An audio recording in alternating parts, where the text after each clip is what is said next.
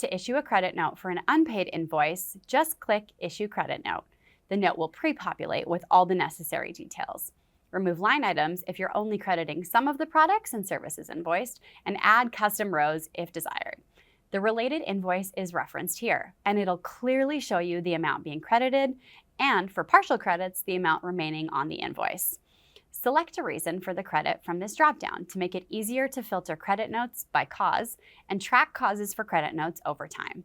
There's even an internal notes field, which is super handy for providing extra content to your finance team around the reason for the credit, and a memo field for any details you want to share with your client.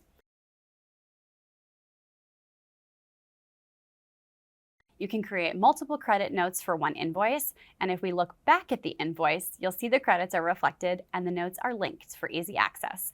To issue a credit note for invoices that are already processing payments made via ACH or pre-authorized debit, wait until the invoice's payment status progresses from processing to successful or failed before proceeding.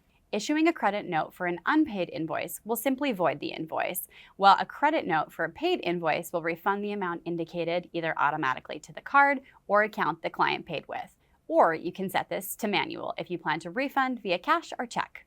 Once processed, the refund will be reflected on the original invoice and the payment record. With invoices, payments, and credit notes capturing the financial history behind every transaction, you can ensure accurate records for your finance team and build trust with your clients.